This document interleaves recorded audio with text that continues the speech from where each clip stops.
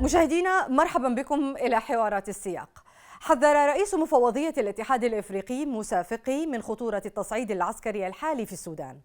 وكانت السعودية والولايات المتحدة اللتان ترعيان محادثات جدة قد أعربتا عن أسفهما الشديد لعودة البلاد إلى أعمال العنف بعد انتهاء وقف إطلاق النار الأخير.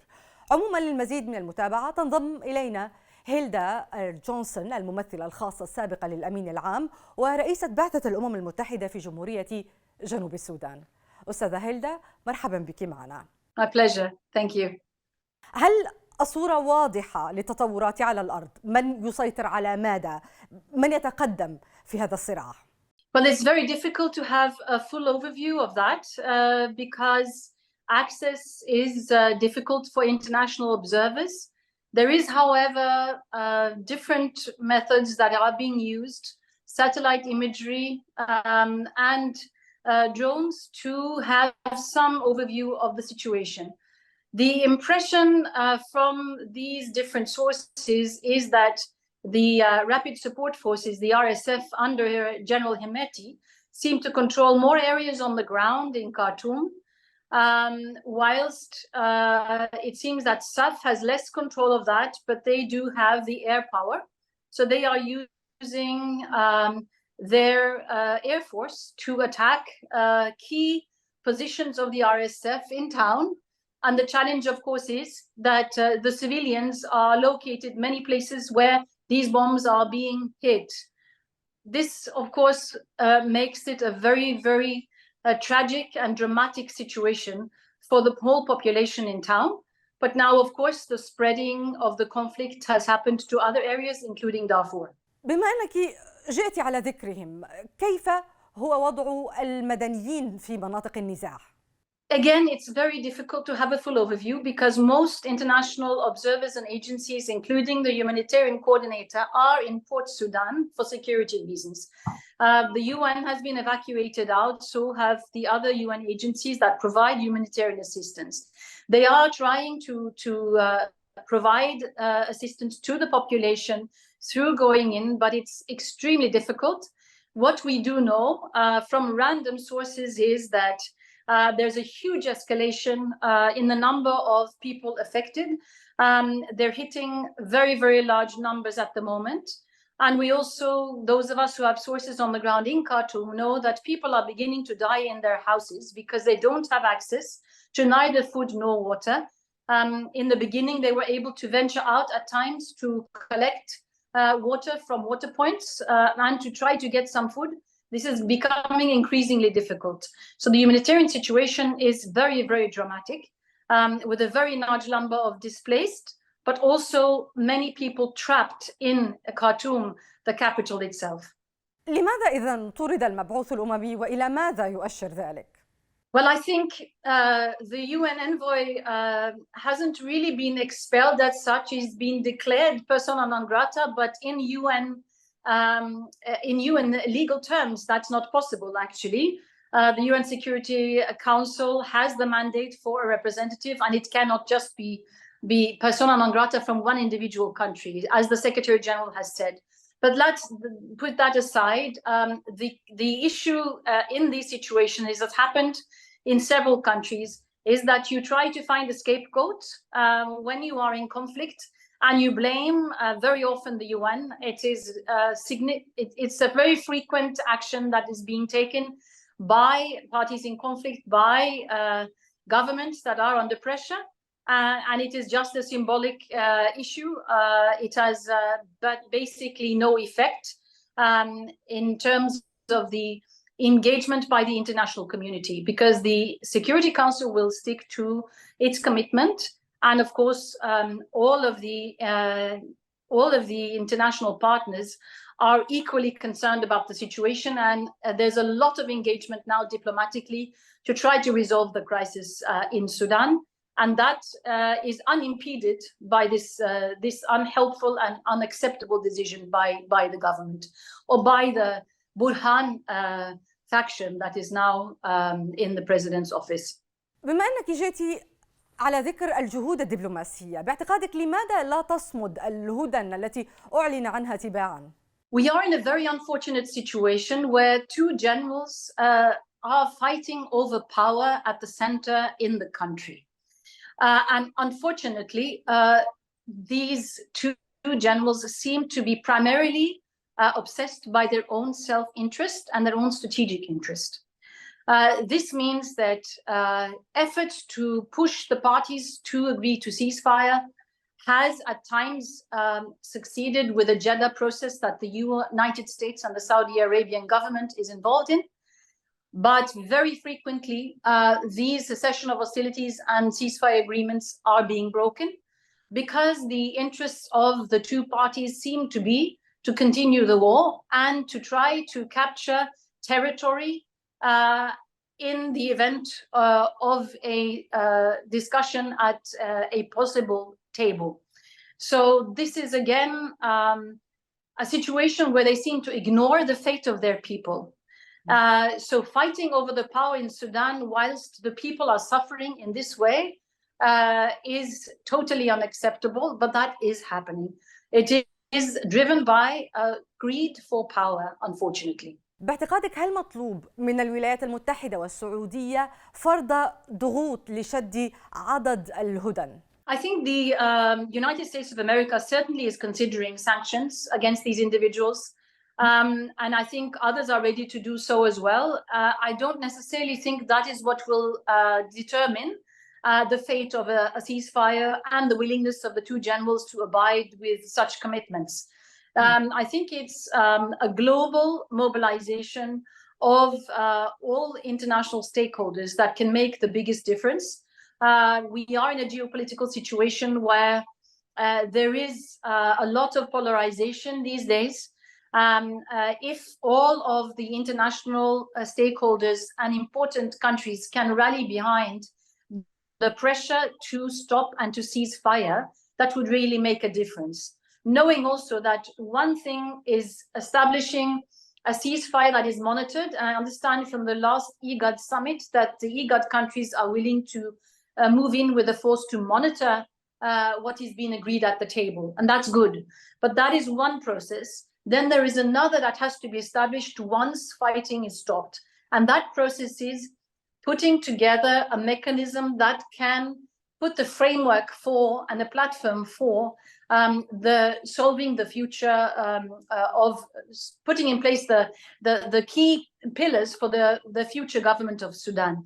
At the moment, this fell apart with the framework agreement, and there is a lot of diplomatic work that also has to go in to do that, which is another negotiation that has to happen once the fire ceases. And this diplomatic work is also absolutely fundamental for peace to prevail to be achieved and be prevail in Sudan. وهل أنت إيجابية بحدوث ذلك؟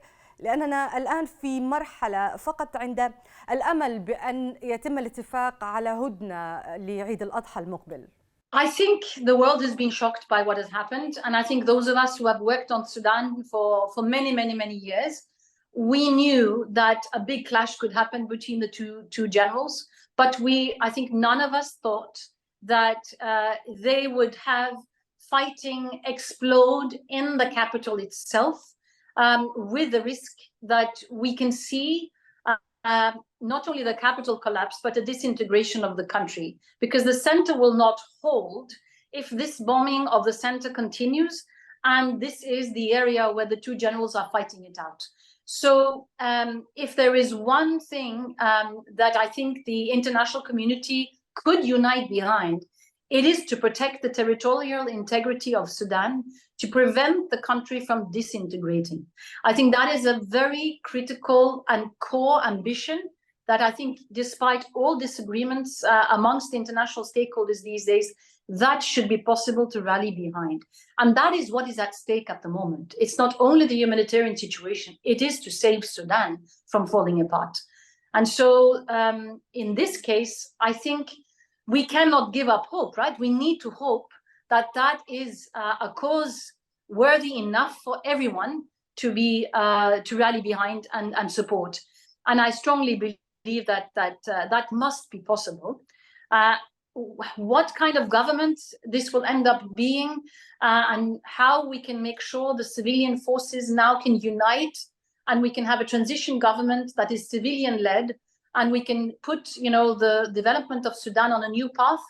That remains to be seen. That is also my hope.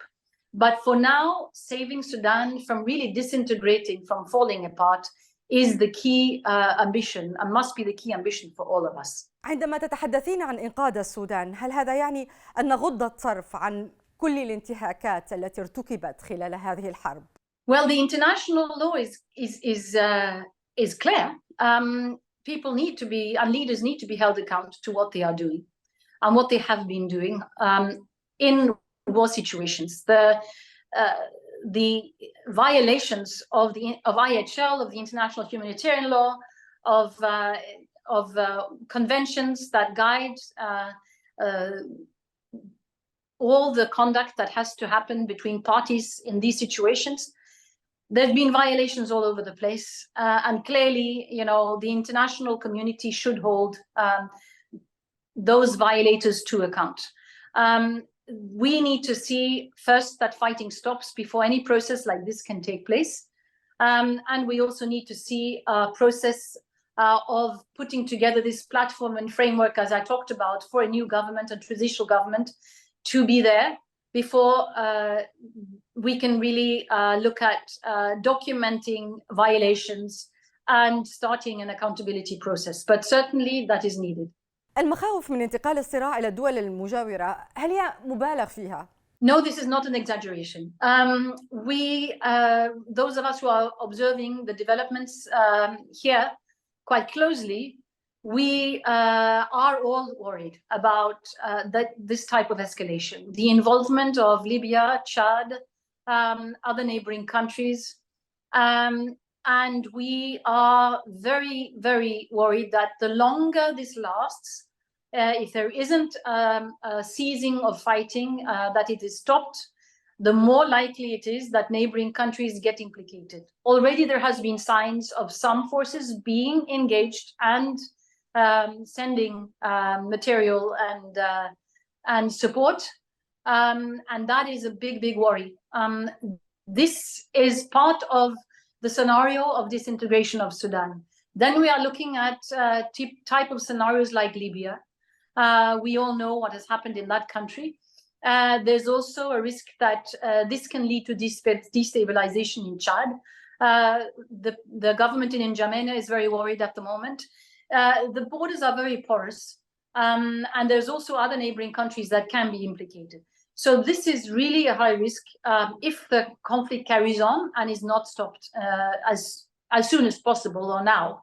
So that is how this disintegration can happen, and we need to avoid this at all costs. And this is what I really hope can be the rallying point, as I said, behind a solution for Sudan, despite all the tensions that we see and the polarized world we're in. في الختام أود أن أعود بك إلى الأوضاع الإنسانية، تحديدا فيما يتعلق باللاجئين بعد فرض مصر الجارة مثلا تأشيرات على السودانيين أخيرا. هل تعتقدين أن العالم جاهز لأزمة لاجئين جديدة مع كل ما يحدث والحرب في أوكرانيا؟ Clearly, we are all impacted by developments in the Ukraine and the Russian occupation of territory and invasion. At the same time, also this has led to additional tensions and polarization geopolitically. Clearly, also aid and financial resources are going in the direction of the Ukrainian crisis. So yes, it is impacting, and it would be naive not to acknowledge that is the case. However, we are seeing significant international engagement to try to put an end to the conflict and to try to get the process on Sudan on the right track. It is extremely difficult, and I think both you focusing on this and others in the media will help, because we need a much, much stronger attention to the situation and the fate of the Sudanese people. Millions are affected now, and the needs are immense. And we cannot see a Eurocentric world focus only on the conflict on the European continent. We really need to see an engagement in Africa and an engagement in Sudan. This has an impact on all of us. And so we need to acknowledge that. And I really, truly hope that we can see this engagement, both from the Middle East and from the rest of the world. أستاذة هيلدا جونسون، شكرا جزيلا لك للمشاركة معنا في حوارات السياق. Thank you very much. مشاهدينا، شكرا على طيب المتابعة. إلى الملتقى.